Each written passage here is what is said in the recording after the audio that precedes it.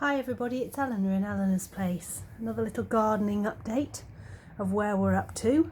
Still planting seeds, well, trying to. The weather's a bit up and down recently, not getting as much done as I would like to get done at this time of year, and I'm finding sometimes there's a rather poor response to what's put in. You know, they don't come through that well. Sorry if there's a banging noise. We've got workers next door building a new conservatory. Anyway, so I thought I'd share with you some of the things I've already put in, what's growing, what isn't, how I'm going to remedy it, and what I'm going to plant today. So well, let's start with the onions. So let's turn you around, and as you can see, actually the onions have done really well. I've got a really good germination response. I mean, this one here, there's actually two in there. Don't know how that happened. Must have been a bulb that split. I think there's only one or two. This one doesn't feel like there's anything going on. That one feels a little more rigid, like something might be happening soon. So yeah, these are doing all right. So they're coming on great. Now my broad beans over here have had a bit of a thin response. How many have I got? 1, 2, 3, 4, 5, 6. But all those there and all these under here haven't up till now responded. Now it could be that the weather's just bad.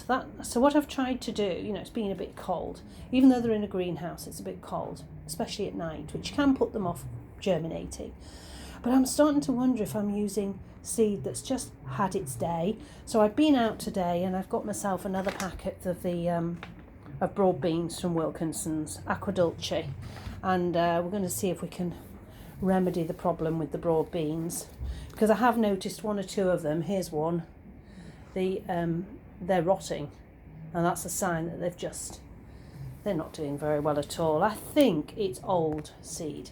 So the rule is, the bigger the seed, the shorter the viability. And I've had these several years, and I do tend to dry and keep beans from previous years and use those, but I think they've got a bit mixed up, and I think it's time to give those a miss. So there you go. So yeah, bit mixed response at the minute with the old broad beans, but I will get some more in and see if we can remedy the problem. I'll probably end up with too many then, but never mind. It's just the way it goes, isn't it? Now over here, I have noticed one or two things. These are violas. These have come up, and the thyme is definitely up, and I'm starting to see some of the cosmos coming up.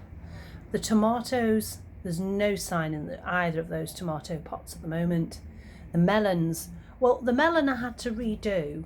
Silly me, just left them out on the top in a tray, and came back to them, and you could tell that they'd been eaten. So I think mice must have found them and eaten the seeds. So I've redone those, and I'm hoping with the cover over them, it will remedy the problem. The chilies aren't up yet. I can't see anything on those chilies. And the French lavender, I don't know, I think there's just one teeny weeny tiny something going on over there. So we'll see. I'm keeping them covered for now, because at night time temperatures drop and can be a bit problematic. Now over here, these are my 3 rose bushes for the allotment, and as you can see, red and pink. They're those shoots are looking really nice. So what I'll do is I'll hang on now for another week or so, because we've been getting some pretty cold weather here. I mean, we're having hailstorms just a little earlier today, so I'll just hang off a tiddly bit longer, but they're going to be going in the next few weeks and allowed to get on with it. So they're on the way. And yesterday, turn you around, I planted some peas, and these are called Russelago, and I grew them last year and they were lovely. Now there's 2 seeds per tray, and there's 3 trays of, here we go, a bit of maths. So there's 3, 6, 18, that's 36 pea plants in these. Now last year I planted them straight into the soil and they just came straight up. I had must have had 100% germination, but I thought I'd give them a try in these pots. So in the next week or so, because they only went in these yesterday, I'm hoping we'll see some results from these. And then the other thing I did yesterday, if I just mind me bringing you back over here, is I put a tray of little gem lettuce in, just start some salads off. I put some leeks in, and I put some silver beet in, and I want to put some ruby chard in as well, so I've got both. So that's it so far, that's what I've got done. So today I've just prepared these in the hopes of being able to show you how I do these. Now you will have to bear with me, I'm not the best when it comes to filming, so I do hope you don't mind me being a bit amateurish. But I'm going to put some echinacea in here, so that's these here, and these, the bees love them, insect loving, and it says that they will, you can sow them between February and July. I know that's probably going to read back to front for you, and they should flower between June and September. And I have some very big flower beds, long borders down the sides of one of my plots, and I want to put them in there and encourage the bees. So we're going to put some of these now in here. This is tricky because I normally just well, they're quite big actually, these, I can see them quite clearly. Yeah, there we go. So we'll just spread those out a little bit. I'm hoping we get a good bit of germination from these.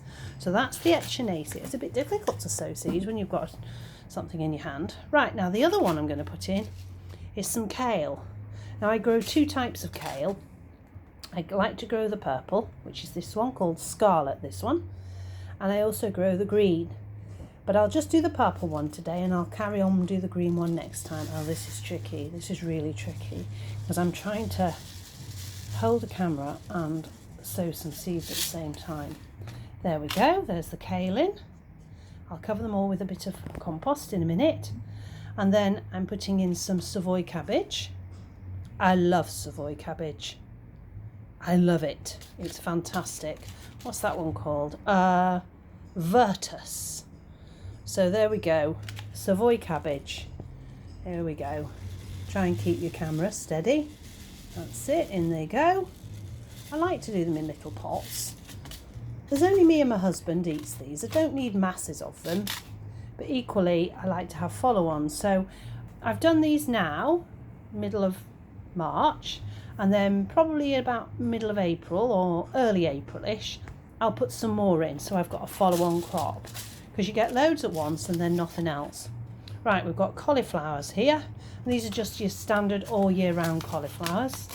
So I'm going to put some of those in that pot there because I have it marked with collies. Oh, I think that's just about all of them. In you go. I'll get some more of those. So there you go.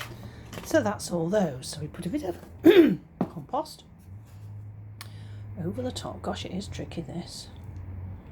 I'm going to try and get it right.